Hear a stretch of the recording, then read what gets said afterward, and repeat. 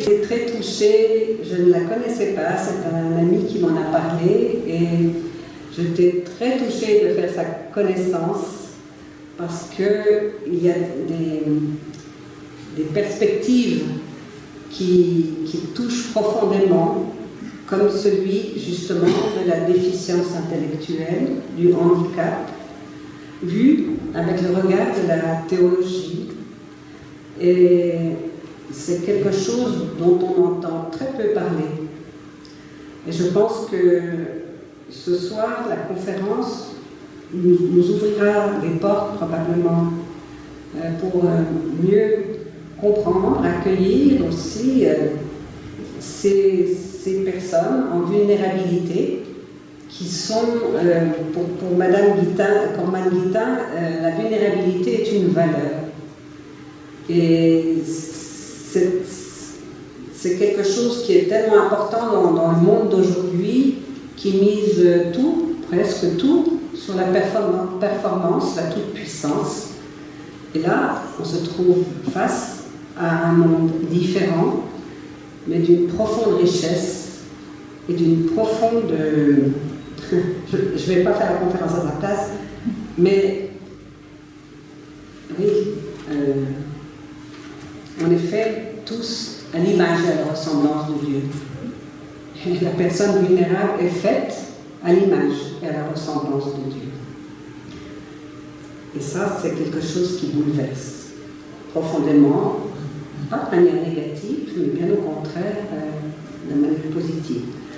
Donc, Talita est née à Anvers, et puis elle a quitté à un moment donné la Belgique, et elle a été en France, notamment à Strasbourg, à la faculté de théologie, où elle a passé un doctorat sur la déficience intellectuelle et la catéchèse.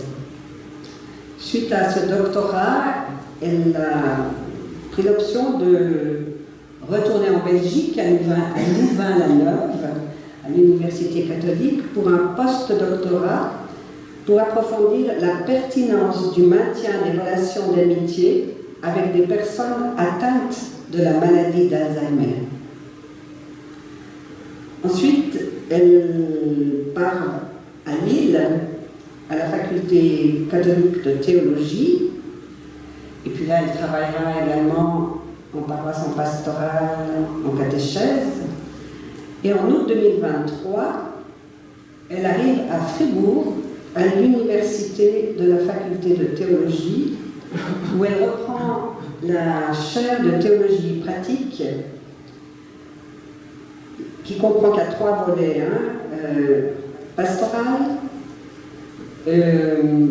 pédagogie religieuse et l'homélétique. C'est des mots savants que vous avez peut-être déjà vus dans notre petit flyer, mais enfin, c'est relativement simple. La pastorale, la théologie pratique, c'est comment les chrétiens agissent dans le monde et comment Dieu y est dans ce monde, comment il se manifeste. Et puis, la pastorale, c'est regarde notre action en Église et comment nous transmettons la foi en Dieu à nos contemporains. La pédagogie religieuse concerne la catéchèse et l'enseignement religieux. Et l'homélétique, c'est peut-être le terme qui nous fait un peu plus problème, une question. Ça concerne tous les agents pastoraux, prêtres, laïcs et laïcs, disons, engagés dans les célébrations. Comment parle-t-on du langage chrétien à l'intérieur d'une célébration? Voilà. Vous l'aurez compris, son domaine privilégié de recherche, c'est l'articulation entre le handicap et la théologie, liée en particulier pour les questions liées à l'amitié. Alors je vais lui laisser la parole puisque c'est le thème de ce soir et je vous souhaite une bonne écoute et je vous redonnerai encore 1 ou 2 informations à la fin de la conférence.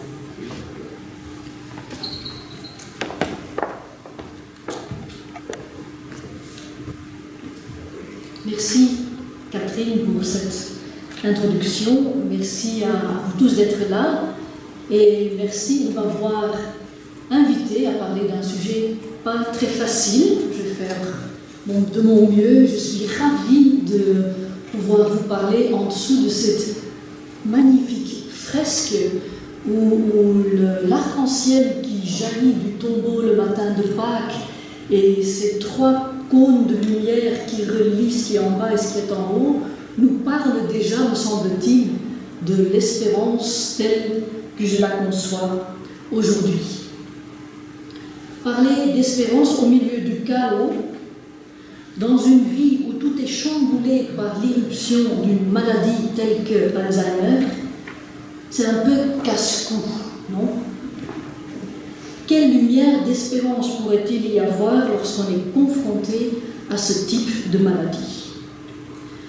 Alors permettez-moi de faire un petit sondage parmi vous, ceux qui écoutent là. Ah, évidemment, je ne peux pas voir.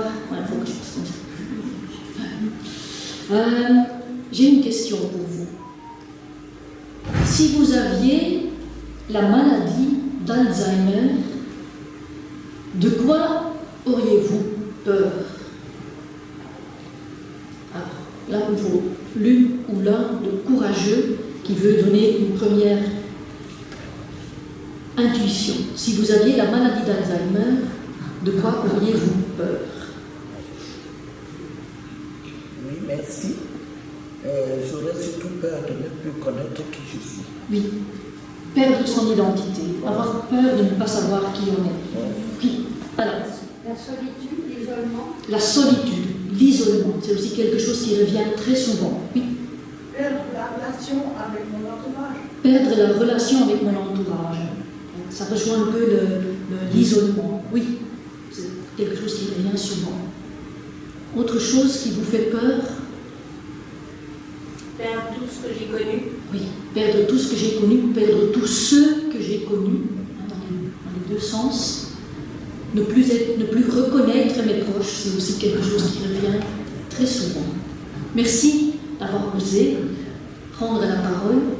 Je vous pose une autre question, même exercice. Si vous aviez la maladie d'Alzheimer, mais qu'est-ce que vous espéreriez? Si vous aviez la maladie d'Alzheimer, qu'est-ce que vous espéreriez, madame? Qu'on m'aime comme je suis. Comme je suis devenue. Très compliqué, mais très pertinente comme remarque. Merci. Qu'est-ce que vous espéreriez, madame? Je ne souhaiterais pas qu'on m'isole, que je sois seule. Ah oui, qu'on ne me laisse pas seule, qu'on ne m'isole pas. Oui, merci. Que je ne sois pas trop difficile à vivre. Que je ne sois pas trop difficile à vivre. Très souvent, c'est formulé dans je ne voudrais pas devenir un fardeau pour ma famille. Ça rejoint. Encore quelque chose que vous espéreriez, là, comme ça? Mourir le plus vite. Mourir plus vite. Alors, ça revient très souvent. Alors, je fais ce petit exercice régulièrement depuis que j'ai écrit le livre. Et alors, ce qui m'étonne, à chaque fois, alors je vais vous dire ce qu'on aurait pu attendre. Et ça ne vient, alors franchement, jamais. Parfois, ce que je vais dire, ça vient après que 10 personnes aient dit autre chose. Jamais, en premier, vient, j'espère, un médicament. Alors, vous n'allez pas me dire que vous n'espérez pas de médicament. Évidemment. Mais vous ne l'avez pas dit. Je n'ai pas d'explication pour ça, mais vous confirmez ce que je vis maintenant depuis 8 ans, ça ne vient jamais en premier. Comme quoi il y a des choses plus essentielles dans la vie, quelque chose de la relation, me semble-t-il. Alors, la conférence de ce soir va se dérouler en 4 temps qui sont... Oh, d'accord, j'ai oublié un slide, c'est pas grave. Il devait y avoir la présentation en 4 temps et je vous ferai signe à chaque fois qu'on passe d'un temps à l'autre. Je vous ai parlé brièvement de la maladie, je vais vous parler un peu plus longuement quand même de l'espérance. Je vais vous parler des disciples et je vais vous parler du lavement des pieds. C'est ça, les 4 temps. Je suis désolée, j'ai oublié la slide. Alors, au cœur de l'oubli. La maladie d'Alzheimer fait partie de ce qu'en médecine on appelle les démences, qui sont des maladies neuro-évolutives qui altèrent les fonctions cognitives, le comportement, l'orientation et le fonctionnement de la mémoire. Aujourd'hui, la maladie d'Alzheimer est la plus fréquente de ces maladies neuro-évolutives. Ça représente environ 60% des cas. D'après les estimations actuelles, quelques 161 000 personnes en Suisse sont atteintes de démence. Ça, c'est des chiffres de 2019, donc c'est un petit peu plus que ce qui est affiché ici. On enregistre chaque année près de 35 000 nouveaux cas. Et à l'heure actuelle en Suisse, on estime à environ 500 000 personnes le nombre de proches de personnes qui vivent avec une maladie neuro-évolutive. Tous ces chiffres montrent qu'il y a de fortes chances qu'un jour ou l'autre, vous serez concerné dans votre chair ou dans votre entourage par la démence. On a donc raison d'en parler ce soir. Nous savons que parmi les plus grandes craintes des personnes âgées, il y a la crainte d'être délaissé, d'être isolé, on l'a entendu plusieurs fois. Et les récits de vie de personnes atteintes de maladies neuro-évolutives sont quasiment unanimes. Quand la vie bascule, quand le chaos s'installe, les amis lâchent. Les malades se sentent oubliés, comme morts socialement. La maladie fait peur, car on n'y voit que du négatif. Les images dominantes pour parler d'Alzheimer, c'est une maladie de la perte. Et à ce sujet, Colette Roumanoff, que vous voyez là en photo, elle écrivait « Le cerveau humain n'aime pas perdre ». Franchement, il faudrait revoir le marketing de cette pathologie. N'importe quel publicitaire vous le dira, avec une telle image de marque, c'est invendable.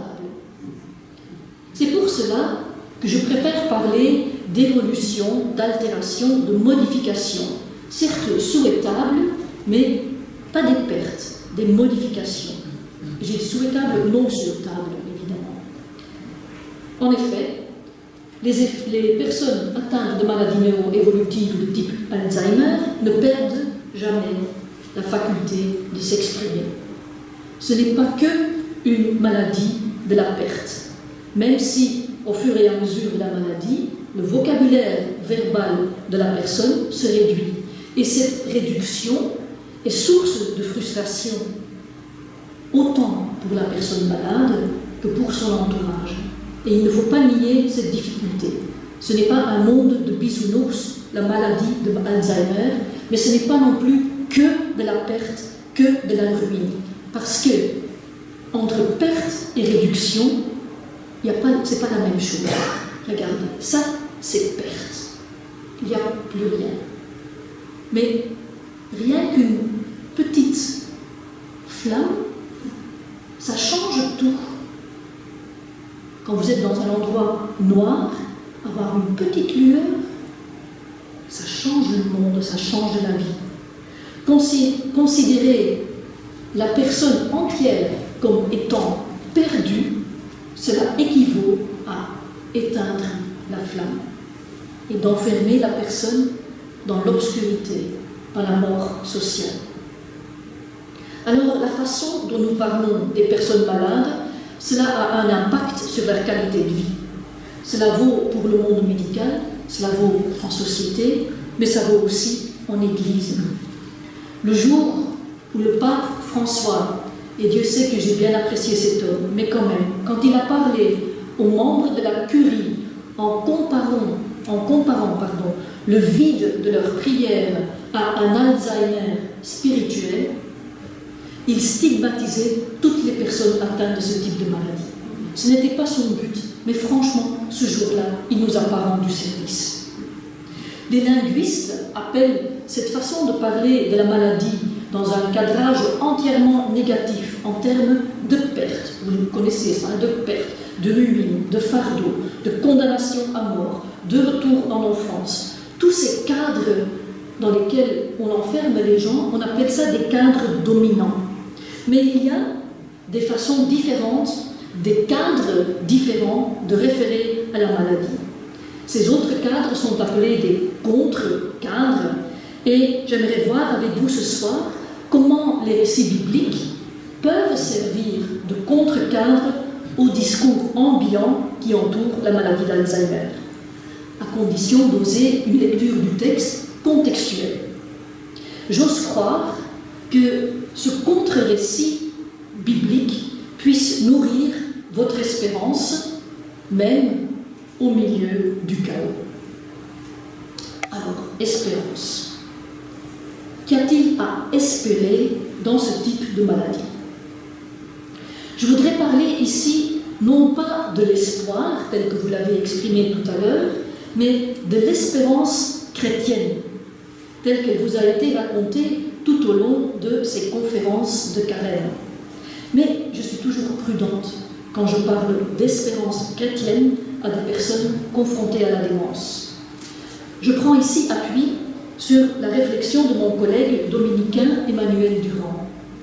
Comme lui, je ne cantonne pas notre espérance chrétienne à l'idée que dans l'au-delà, tout ira bien. Et on a parfois ce type d'image où, hop, dans l'au-delà, tout va bien et c'est censé nous porter réconfort. Alors je ne dis pas que cette image serait fausse, parce que j'espère bien que dans l'au-delà, tout ira bien, il ne faut pas charrier quand même. Toujours est-il que ce type d'image n'est peut-être pas suffisante pour aider les proches aidants à passer une journée compliquée auprès d'une personne malade. Alors, selon le mot d'un autre Emmanuel, le philosophe Emmanuel Mounier, je suis d'avis que l'espoir de l'au-delà éveille immédiatement la volonté d'organiser l'en-deçà. Et cette organisation de nos vies ici-bas, c'est de cela que je voudrais parler avec vous ce soir. L'espérance n'est pas l'absence de lutte. L'espérance, c'est la foi en la présence fidèle de Dieu au milieu de nos luttes. Avec Emmanuel Durand, je voudrais dire ici que l'espérance nous concerne dans notre aujourd'hui. C'est aujourd'hui que nous pouvons avoir confiance que Dieu ne nous laisse pas seuls, que nous devons avoir l'audace de croire que des belles choses peuvent arriver et que nous devons savoir les reconnaître quand elles arrivent. C'est aussi cela qui nourrit notre espérance. Pour Emmanuel Durand, l'espérance n'est pas juste volontariste, on le voit bien. Devant certaines épreuves de la vie, le ressort de la volonté est cassé. Il y a des épreuves qui sont tellement dures que nous n'avons pas la ressource, la volonté de tenir debout. Il y a aussi ces situations où une petite voix sournoise nous souffle à l'oreille qu'il n'y a plus rien à espérer, que tout est perdu, qu'il n'y a plus rien de bon à attendre, plus rien à espérer. C'est là justement qu'intervient notre espérance, qui est d'un autre ordre que le simple espoir de projection dont on a parlé tout à l'heure. C'est souvent au creux du désespoir que vient loger l'espérance. Elle est ouverture à la possibilité de l'avènement de quelque chose de bien, quelque chose qui vient d'autrui, quelque chose qui vient d'en haut. Oser cette espérance, c'est un acte de résistance au milieu du chaos. Il ne s'agit pas d'attendre un miracle spectaculaire. L'insignifiant est source d'espérance. C'est ce que j'ai entendu dans un magnifique film, Le Chant de la forêt. Si vous avez l'occasion d'aller le voir, faites-le. C'est vraiment, on y parle de résistance dans le monde d'aujourd'hui, dans le monde du chaos, et c'est insignifiant qui est source d'espérance, et j'y crois.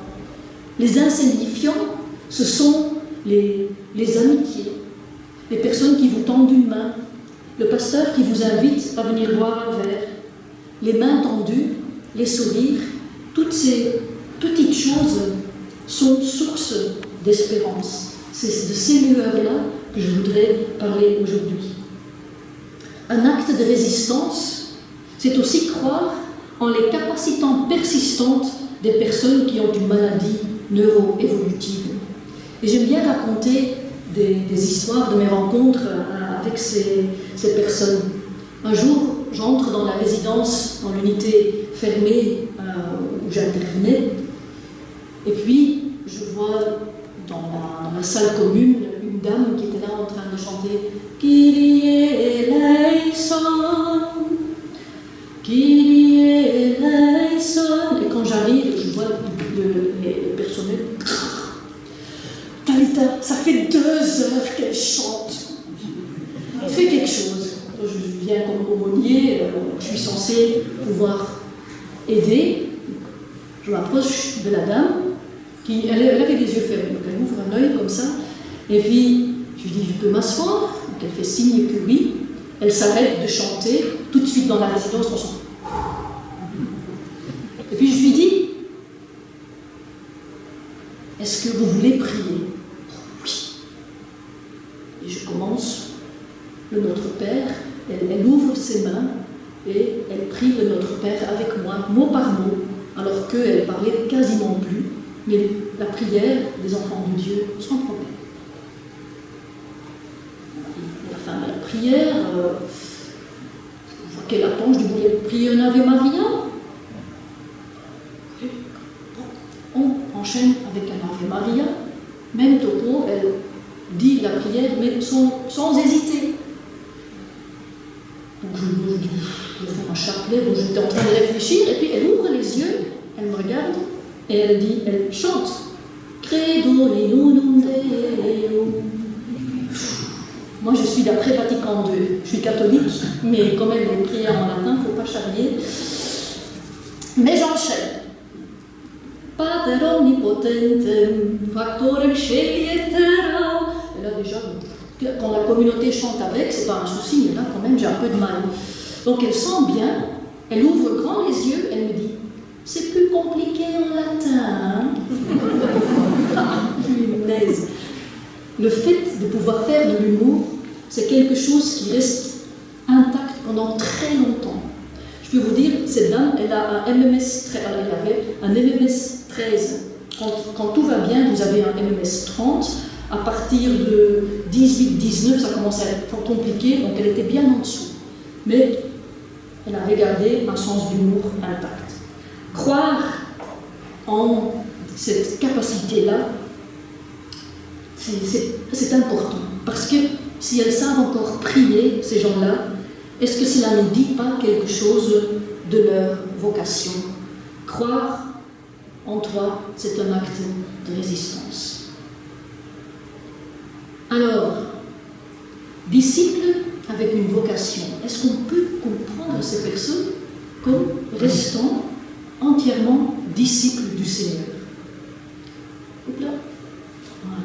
Alors, je vous ai dit que dans la Bible, on trouve des récits qui peuvent servir de contre-cadre. Mais il n'y a pas que ça. Très souvent, par exemple, j'ai pas de prompteur, j'ai pas de mot, voilà. Très souvent, quand nous lisons Matthieu 25, on va le lire dans l'idée que j'étais malade, vous m'avez visité, donc les personnes bien portantes ont le devoir d'aller visiter les malades. Et jamais on se pose la question, mais les malades, elles visitent qui? Elles ne sont pas concernées par ces versets-là. À qui nos malades donnent à boire quand elles ont soif, quand on a soif? On voit toujours dans Matthieu 25 l'objet de soin et on oublie que peut-être des personnes malades restent toujours sujets possibles de l'action, à condition de leur donner la chance. Un auteur, un théologien que j'aime beaucoup, John Swinton, il propose une autre lecture.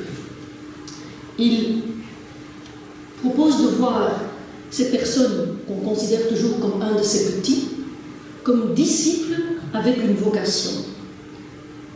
Voilà comment il réfléchit, on va le suivre un petit peu, ceci peut arriver. Voilà, John Swinton. John Swinton, théologien écossais, professeur en théologie pratique à Aberdeen et aussi infirmier psychiatrique. Et alors j'aime bien raconter qu'il est aussi chaplain of the King. Alors c'est un ami et je suis très fière parce que je suis sûre que vous n'avez pas beaucoup de chaplains of the King parmi votre entourage. Et il a écrit un magnifique livre pour lequel il a reçu le Michael Ramsey Prize sur la perception dans la société des personnes avec une maladie neuroévolutive telle que Alzheimer. Et alors John Swinton, il raconte dans ce livre que très souvent, à ses futurs pasteurs étudiants à Aberdeen, il pose la question, mais quelle peut être la vocation d'une personne croyante qui a Alzheimer? C'est un peu une question provocante, hein, mais John Swinton la pose, et là, en général, les étudiants répondent que les personnes malades, ça c'est le sujet, ça c'est l'affaire des équipes de visiteurs de malades. Pour John Swinton, c'est une erreur fondamentale de catégorisation. Lui, il plaide pour que ces personnes âgées atteintes de démence soient considérées comme des disciples avec une vocation. Alors évidemment, le soin pastoral est important, mais la qualité de disciple et la vocation, ce sont des aspects essentiels de la vie chrétienne et nous avons à les soutenir tout au long de la vie. À quoi Dieu appelle ces personnes-là? Est-ce qu'on peut seulement imaginer que Dieu arrête d'appeler parce qu'elles seraient malades? Il est étonnant de voir comment ce contre-cadrage change complètement l'approche de ces personnes. Parce que tant qu'elles sont considérées comme un de ces petits, comme les malades qu'on a à visiter, on peut se contenter de les visiter en réponse à Matthieu 25. Mais si nous leur reconnaissons leur statut de disciple avec une vocation, le but de notre accompagnement change. Comment pouvons-nous discerner la vocation et la mission, le discipulat d'une personne atteinte de la maladie d'Alzheimer? Comment ces personnes-là donnent-elles à boire à ceux qui ont soif? Alors, repenser la mission, la vocation de personnes âgées dans l'Église, ça n'est pas nouveau. En 98 déjà, dans l'Église catholique, le Conseil pontifical pour les laïcs publiait un document promouvant la mission des personnes âgées et toute la dynamique de la pastorale intergénérationnelle dans l'Église catholique, elle est issue de cette réflexion. Et un rapide tour d'horizon de certaines publications issues des églises de la Réforme de ces dernières années montre un même intérêt pour cette réflexion sur la mission des aînés. Pourtant, John Swinton ne fait pas juste étirer un peu plus la réflexion sur la mission. Il ne s'agit pas seulement de trouver quelque chose à faire pour des personnes malades. Il ne s'agit pas d'inventer une nouvelle thérapie occupationnelle. Ce qu'il fait, c'est qu'il nous invite à nous demander qu'est-ce que signifie l'appel de Dieu dans un cadre où la communication verbale, la capacité de faire des choix éclairés, semble faire défaut. Swinton déplace la compréhension de la notion de vocation. Il inscrit la vocation, alors attendez, accrochez-vous, dans la providence comprise comme une histoire puissante qui garantit qu'au milieu du chaos et de la confusion dans la création, la beauté de l'histoire pleine d'espoir et d'espérance de Dieu avec les humains n'est pas perdue. C'est une histoire de providence, de histoire de Dieu avec les hommes, de beauté persistante au milieu du chaos. À la lumière de cette compréhension de la vocation, de la providence, Swinton considère la vocation comme une participation fidèle à l'œuvre de Dieu dans le monde. Et il dit tout être humain, quelles que soient ses capacités, a la vocation d'apprendre, de répondre à l'appel de Dieu, de participer à cette histoire. Et prendre soin les uns des autres est certainement un aspect fondamental de notre vocation. On le voit bien dans le récit de la Genèse, Dieu confie aux humains le soin de sa création, donc aussi le soin de prendre la tâche de prendre soin des personnes. Mais cela soulève un point crucial qui n'est pas souvent mis en avant. Être un bénéficiaire des soins, recevoir des soins, c'est un aspect tout aussi essentiel de la vocation. L'un ne va pas sans l'autre. John Swinton dit, prendre soin, c'est important. Recevoir des soins, c'est tout aussi important. Recevoir des soins n'est pas dégradant, ça n'est pas honteux. Au contraire, recevoir des soins, dit-il, c'est un lieu saint. C'est un reflet profond de l'amour divin pour les êtres humains vulnérables et dépendants. Vous voyez ici, et là je ne peux pas le lire, donc je regarde. Le fait d'être dans une position où l'on ne peut être que le bénéficiaire des soins n'est pas dégradant. C'est un lieu saint. Recevoir des soins est un reflet profond de l'amour divin pour les êtres humains dépendants. Se laisser soigner, cela fait partie de notre vocation humaine. C'est aussi ce à quoi Dieu nous appelle. Et pour le confirmer, Joyce Mercer avait dit que l'appel de Dieu dans l'âge adulte avancé, je suis désolée, je n'ai pas les bonnes lunettes pour le lire, invite même ceux qui ont des corps et des esprits fragiles à servir le prochain, car soignants et soignés sont glorifiés de la présence de l'autre. Il faut les deux. C'est très important de s'en rendre compte que lorsqu'on laisse quelqu'un prendre soin de nous, on est en plein dans la participation de la tâche que Dieu nous a confiée. Alors, quand une même personne malade se plaint de ne plus servir à rien, on l'a entendu aussi tout à l'heure, peut-être qu'un élément de réponse pourrait être votre vocation de disciple aujourd'hui consiste peut-être à vous laisser aimer, à laisser quelqu'un prendre soin de vous. Parce que c'est ainsi que Dieu nous montre son amour pour nous. Parler ainsi de la dépendance en termes de vocation et de discipulat, cela fournit un contre-cadre capacitant contre l'objectivation des personnes âgées et dépendantes. J'ose croire que ce contre-cadre puisse être une étincelle d'espérance. Mais je sais très bien que cela n'est pas si simple. Et dans ce qui suit, je veux voir avec vous comment le récit biblique peut nous fournir de quoi nous nourrir spirituellement pour tenir debout au milieu du chaos, quand on croit que plus rien ne vaut la peine. Et je voudrais, pour cela, lire Jean 13, le lavement des pieds. Il y a quelques années, j'ai analysé comment la figure du tombeau dans le récit du retour à la vie de Lazare, donc en Jean 11, je ne me trompe pas, c'est un autre récit. J'ai regardé comment ce tombeau pouvait fonctionner comme une métaphore pour le cadre dominant autour des personnes atteintes de maladie d'Alzheimer. Alors, on va faire ça après. Voilà. Tout comme le tombeau renferme Lazare, on le voit bien ici, le discours dominant, plein de préjugés négatifs sur cette maladie, enferme les malades et les condamne à une lente mort sociale. Leur opinion n'est plus prise en compte, leur compagnie n'est plus appréciée.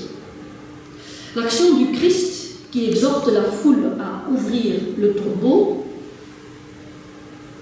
est alors un appel poignant à libérer les malades du carcan des préjugés. Je pense que la résurrection sociale de Lazare ne peut avoir lieu sans l'engagement de toute la communauté, c'est-à-dire de chacun de nous. Je crois qu'il est important de réaliser que la personne qui sort du tombeau n'est pas autonome, elle n'est pas indépendante. Le visage enveloppé dans le tissu dont parle Jean nous rappelle que Lazare reste malade, incapable de s'en sortir seul. Il sera à jamais dépendant des soins de ceux qui l'entourent. Cette dépendance si difficile à accepter, on le voit ici, c'est un jeune père qui me disait un jour, si un jour quelqu'un doit me laver les pieds, je me tire une balle dans la tête et je veux mourir au plus vite. C'est quelque chose qui est très présent dans nos discours. Je pense que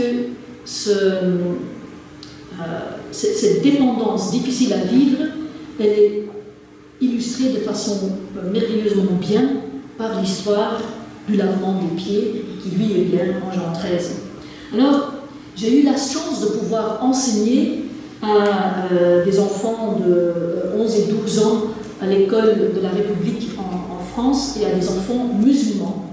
Il y avait 1 heure de catéchèse ou d'enseignement religieux pour les enfants chrétiens, et puis, à part, un moment d'histoire de la religion pour les enfants musulmans. Et à la Semaine Sainte, je leur avais expliqué ce que c'était la Semaine Sainte et la dernière scène. Et on arrive donc au Jeudi Saint, et je raconte le lavement des pieds, et je n'oublierai jamais une petite fille, Sarah, elle s'appelait, qui bondit. Je dis, maîtresse, c'est pas possible. Tu dis que ton Dieu, il lave les pieds de ses copains. Je dis, oui, c'est ce qu'il a fait. Je dis, maîtresse, c'est pas possible, c'est le boulot des esclaves, ça. Maîtresse, tu peux pas me dire que ton Dieu, il fait le boulot des esclaves. Et je trouvais ça magnifique, parce que je pense que l'indignation de Sarah, elle n'a que d'égal dans l'indignation de Pierre. Et on oublie ça. Nous qui entendons ces récits depuis notre enfance, on oublie le scandale que ça a pu être à l'époque. Le geste de Jésus contrevient à l'idée que Sarah et Pierre se font du pouvoir et de l'autorité de Jésus.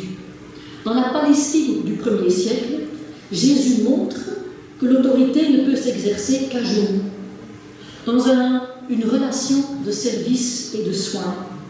Mais dans une perspective contemporaine, le refus de Pierre ouvre à une autre lecture possible. Ce n'est pas la seule, c'est une des possibilités.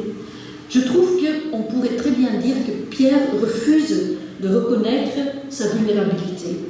Il refuse de reconnaître sa dépendance d'autrui.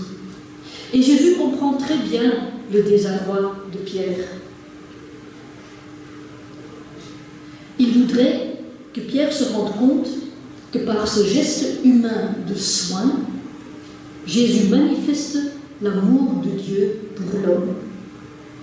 Il dit, si je ne te lave pas, tu ne peux pas avoir part avec moi.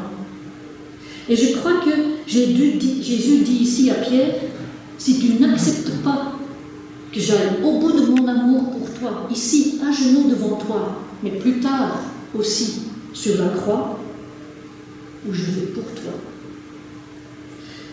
Si tu n'acceptes pas ça, si tu continues à te croire autosuffisant, tu n'auras pas de part avec moi. Et Pierre apprend.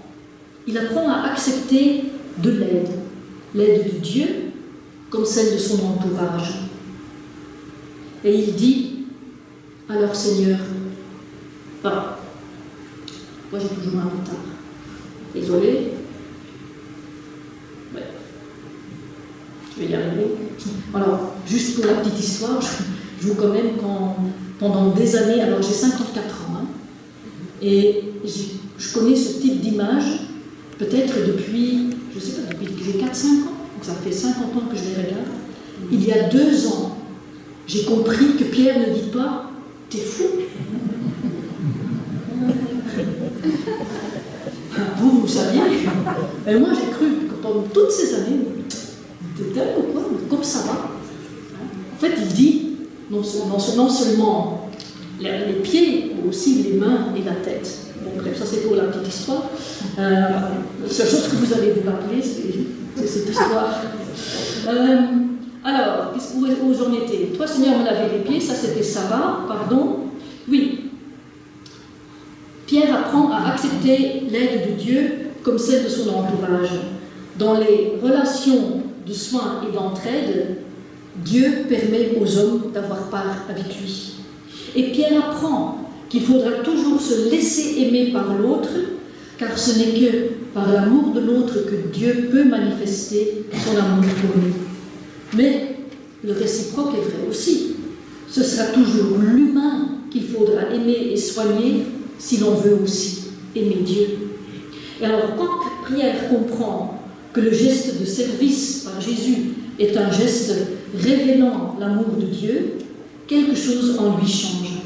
Il en veut davantage, et donc là, il dit non seulement les pieds, mais aussi les mains et la tête. Alors, je sais bien que le lavement des pieds, ça n'est pas un acte de soin à proprement parler. Pierre n'était pas malade physiquement.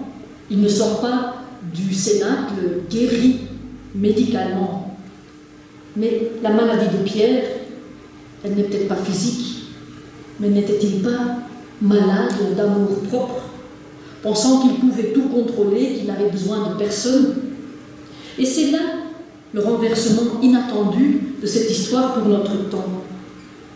Comprenez-vous ce que j'ai fait pour vous? C'est ce que demande Jésus à ses disciples, mais c'est ce qu'il demande aussi à nous. Et nous répondons, oui Seigneur, tu nous invites à nous mettre au service des autres. On va bientôt entrer dans la Semaine Sainte. Moi qui étais à l'école des filles chez les sœurs Ursulines, pendant des années, j'ai écrit des listes de services que je pouvais rendre aux autres, faire la vaisselle, débarrasser la table, sortir les poubelles. On faisait ça à longueur d'année. Mais je n'ai rien contre.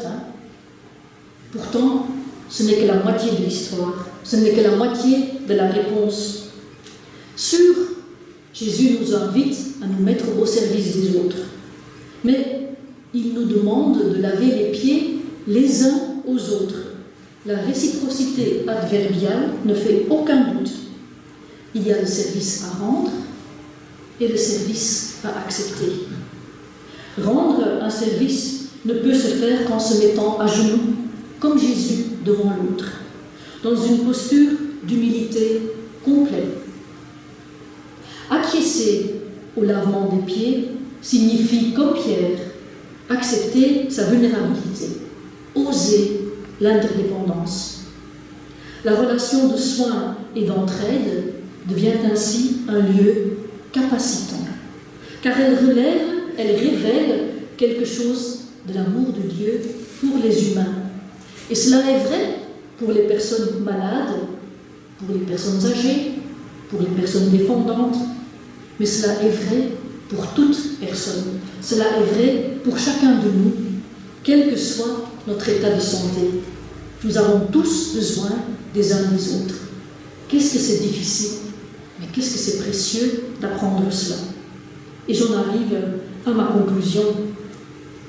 Au cœur de l'oubli, au milieu du chaos, au cœur de l'ébranlement que représente la maladie d'Alzheimer, nous avons refusé de ne voir que des pertes dans cette maladie, pour apprendre à discerner des évolutions où des capacités subsistent, où le désir d'entrer en relation est toujours présent.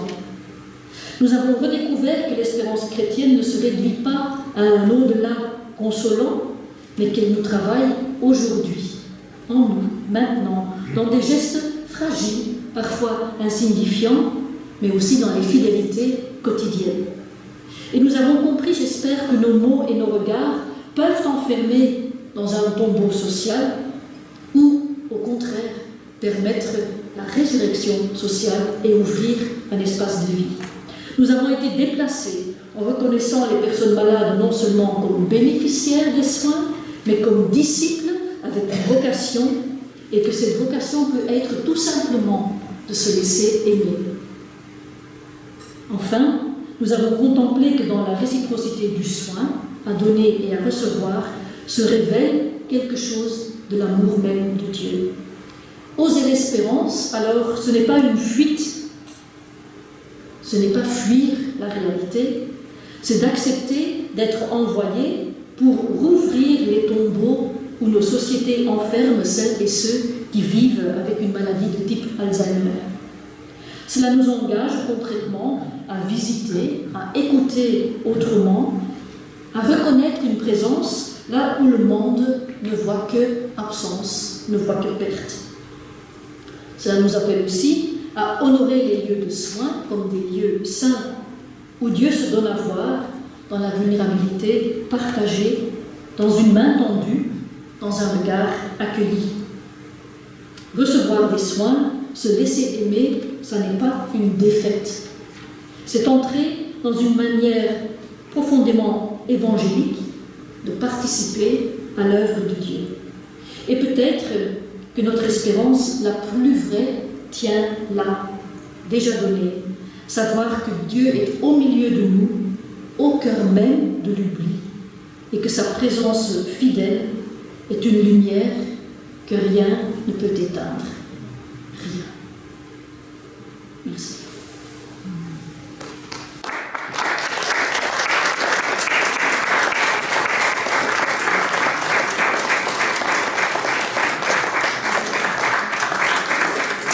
Merci beaucoup, Talita, pour ce bel exposé qui nous ouvre dans nos obscurités des lumières aussi, et qui probablement fera en sorte que notre regard changera quand on se trouve face à ces déficiences intellectuelles, face à des proches qui se trouvent dans ce chaos.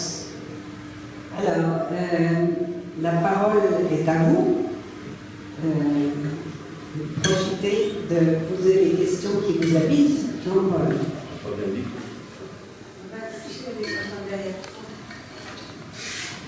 Merci, je m'appelle Jean-Paul, j'ai 85 ans.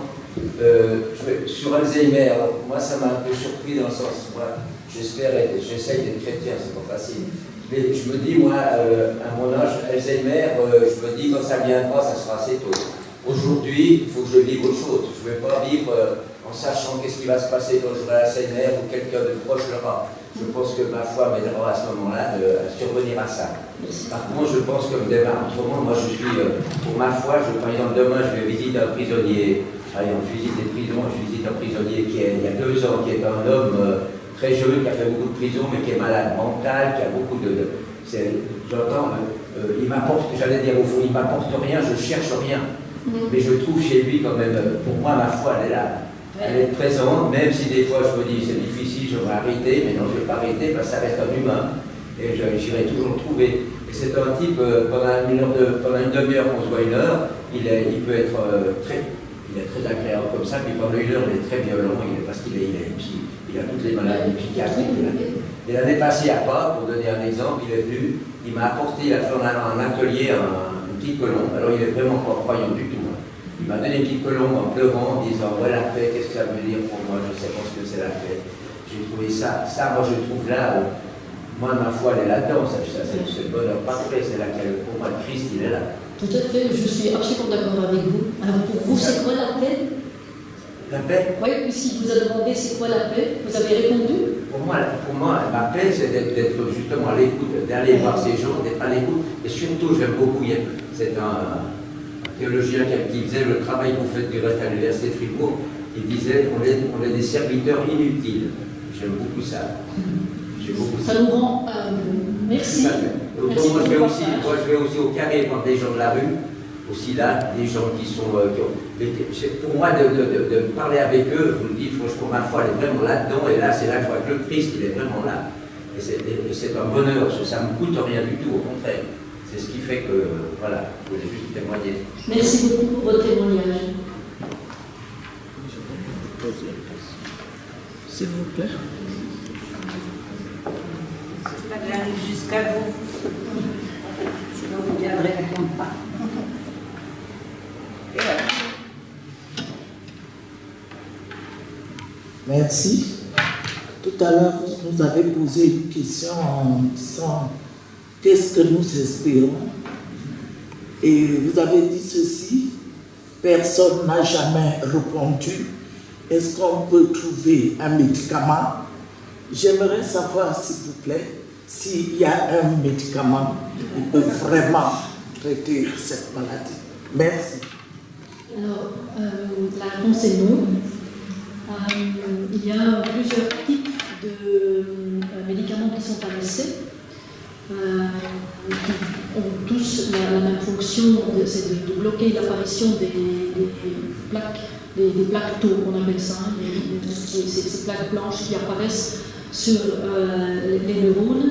Il y a des personnes aussi au septritol chez qui ça ralentit considérablement la maladie.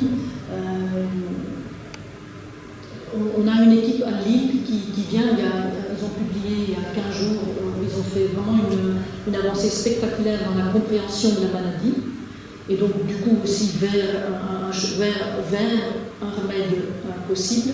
Pour l'instant, il n'y a pas de remède médicamenteux. Par contre, tous les médecins vous diront aussi que ce qui est très important, on peut pas arrêter la maladie, mais on peut la ralentir. Et on la ralentit en restant actif, en étant entouré, en faisant en sorte que si vous avez des pertes d'audition, que ce soit corrigé, de ne pas être isolé, de continuer à être sollicité. Et les personnes malades à qui on demande qu'est-ce qui est important pour eux, sans surprise, mais quand même, disent c'est la famille, les amis, c'est de faire partie d'une communauté et de toujours grandir. Parce qu'apprendre, même quand on a une maladie d'Alzheimer, continuer à évoluer, ça reste important et c'est absolument possible.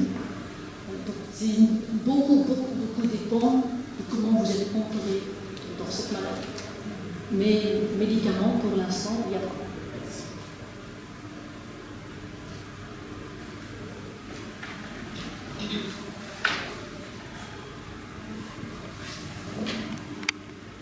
À mon âge, après 80 ans, on a une double peur.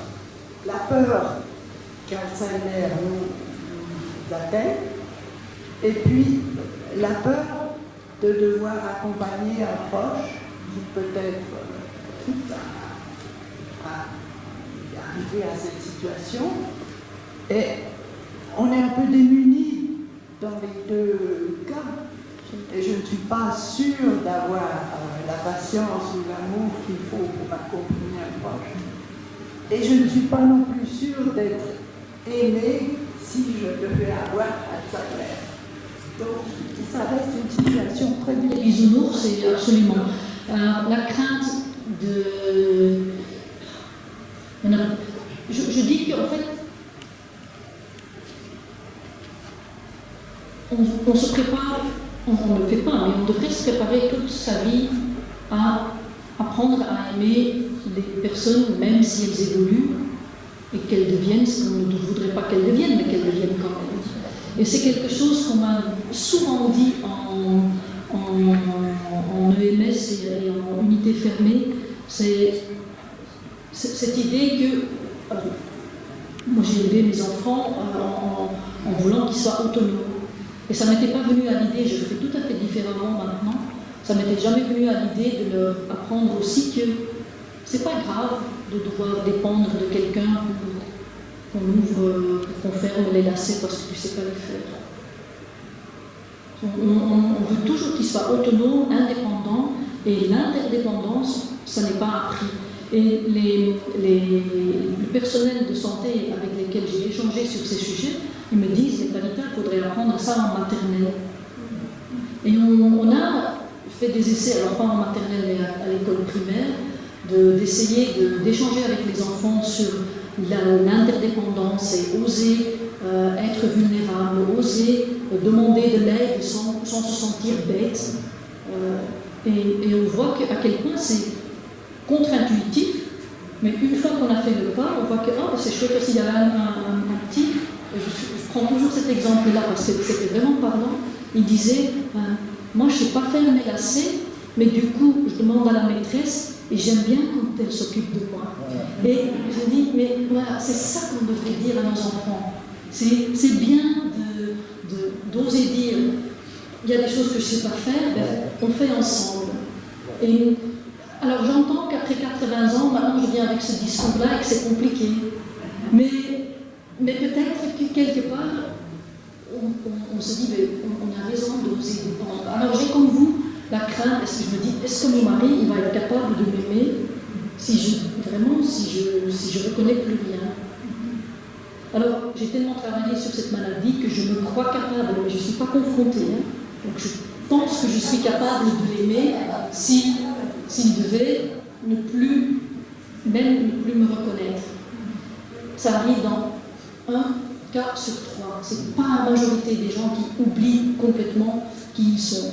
Ça existe, hein, mais ce n'est pas tout le monde. Je dis peut-être 1 sur 3, j'y échappe. Mais j'entends cette crainte. En même temps, si on n'y réfléchit jamais et si on reste dans nos cadres fixés, c'est sûr que si cela devrait arriver, je souhaite que ça n'arrive pas évidemment, mais si on n'y a jamais réfléchi, on n'est déjà pas non plus préparé. Après, je peux juste dire cela, c'est à chacun de nous de voir si ça nous semble utile et de faire un travail sur nous-mêmes ou pas. Ça m'appartient pas. Mais j'entends tout à fait, hein, je comprends tout à fait et c'est pas, je demandais à John Smith qui a beaucoup travaillé dessus, si du coup il n'avait pas peur d'Alzheimer et il dit tu plaisantes. Évidemment que si. Mais on espère, parce qu'on en a parlé, parce que j'en parle avec nos enfants, que peut-être ils seront mieux préparés que des gens qui n'y ont jamais réfléchi. Quelle est votre approche vis-à-vis du suicide assisté? Alors, j'aime pas aller sur ce terrain-là parce que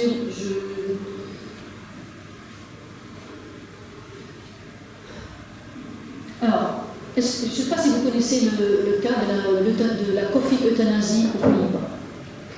Je trouve que c'est un cas paradigmatique pour ce que je ne voudrais pas pour notre société. Donc aux Pays-Bas, depuis plus longtemps, d'ici je pense, je suis parmi les premiers à permettre là-bas l'euthanasie pour des personnes qui en font la demande et qui sont malades. Et arrive en 2019, juste avant le Covid, le cas d'une dame qui avait fait des directives anticipées et qui avait dit le jour où je dois entrer en maison de repos, si j'ai une maladie d'Alzheimer et je dois aller en maison de repos, je ne veux pas de ça, je veux être euthanasiée, je demande l'euthanasie. Arrive le moment où elle rentre quand même en maison, donc là la maladie d'Alzheimer, elle va en maison de repos et ça ne se passe pas bien, comme par hasard. Elle pleure à longueur de journée, je veux mourir, je veux mourir. Ceux parmi vous qui visitent des personnes avec ce type de maladie, vous connaissez certainement ça. Quelqu'un que j'apprécie beaucoup, Véronique Lefebvre-Desbouettes, gérontopsychiatre, dit que souvent ça cache autre chose. Toujours est-il que ces personnes disent « je veux mourir, je veux mourir ». Comme elle avait fait des directives anticipées, la famille demande au médecin de famille de venir. Le médecin de famille dit « voilà, je suis venu, vous avez demandé de mourir. Si vous voulez, on peut passer à l'acte ». La dame, elle dit « ah non, peut-être le mois prochain, mais là, non, moi je ne veux pas mourir ». Le médecin, ça c'est le protocole, il arrête tout de suite, c'est une médecin, c'est une femme. Elle rentre, mais elle n'est pas partie 2 jours que la dame dit « je veux mourir ». Tout ça est décrit dans, parce que j'invente pas, c'est décrit dans le procès. Deuxième fois, 1 mois après, la famille convoque le médecin, même scénario, quand le médecin pose la question « est-ce que vous voulez mourir ?» la dame elle dit « non, tout de suite ». Ok. Alors, je raconte ça comme ça en 5 minutes. Pour la famille, c'est horrible. Parce qu'elle se prépare quand même à un acte irréparable et il faut. Donc, même scénario, un mois après. Et là, la famille dit on n'en peut plus. Le médecin est encore très embêté. Et il dit bon, peut-être qu'il faudrait qu'on mette un sédatif, quelque chose de calmant, dans le café de cette dame, c'est pour ça que ça s'appelle Coffee Euthanasie, pour qu'elle soit détendue. Donc on prend le café ensemble, madame avec son médicament pour la faire dormir dedans, et au moment où elle boit, elle dit un drôle de goût ce café. Dis donc, vous ne seriez pas en train de vouloir me tuer quand même. Le médecin, et la famille dit, alors c'est pas, on rigole, mais c'est pas drôle. La famille dit non, mais là il faut y aller. Et donc le médecin arrive avec la seringue pour poser l'acte euthanasie. La dame se débat, c'est gore, hein, la dame se débat. Le médecin est obligé de demander à la famille de retenir la dame pour pouvoir faire l'acte d'euthanasie. Le médecin est honnête et il décrit tout ça. Ça va au médecin conseil qui dit non, attendez, là c'est pas une euthanasie. Donc la dame arrive devant, donc d'abord en première instance, devant le juge. En première instance, c'est jugé comme quoi elle a fait tout ce qu'il fallait et que dans les cas où les gens sont confus, on ne va pas tenir compte de leur avis.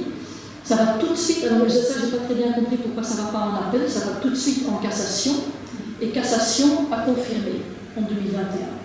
Donc cassation en 2020. Cassation a confirmé comme quoi le médecin n'avait pas fait d'erreur et que dans des cas comme là, on ne devait pas tenir compte de la volonté des personnes. Pourquoi je raconte ça? Parce que vous me demandez la question de comment, qu'est-ce que je pense du suicide assisté. Je vais y arriver. Je raconte ça parce qu'on en arrive à dire que toute personne peut refuser l'euthanasie jusqu'à la dernière seconde. Au moment, si vous dites « je ne veux pas », on arrête. Sauf maintenant aux Pays-Bas, quand vous avez une maladie d'Alzheimer. Donc là, il y a une négation complète de la personne qui a une volonté propre, qui est changeante certainement et qui est très difficile à cerner. Et là, la qualité du disciple avec une vocation, elle est complètement niée. Donc moi, en tant que théologienne, je dis attention. Pour moi, quand on commence à décider pour quelqu'un d'autre qui doit mourir, on est sur une pente glissante et on va au-delà de ce qu'on peut. Alors sur la discussion, je ne vais pas entamer ici du tout, parce que ce n'est pas le sujet, la discussion sur le suicide assisté, parce que ce que je pense comme théologienne ou ce que je pense comme chrétienne, ça, dans le débat sur Alzheimer, pour moi, ça n'a pas lieu d'être. Si quelqu'un demande de mourir, il demande de mourir, mais c'est pas parce qu'il a Alzheimer qu'on doit décider pour lui. C'est la seule chose que j'ai à dire sur le sujet. Je ne vais pas prendre position là. En Suisse, on ne peut pas. Mais alors, pas encore. Pas encore, je suis d'accord avec vous. Mais dans tous les pays où on a fait des législations dans ce sens, on commence à bien. Et après, en Belgique, je pense maintenant c'est 14 ans, hein, même s'il n'y a pas en dessous des enfants qui demandent à mourir et qui peuvent, une fois qu'on commence. Mais pour l'instant, pas encore possible.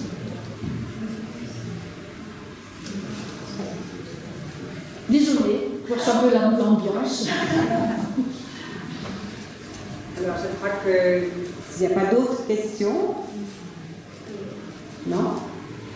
Alors, on va applaudir une nouvelle fois.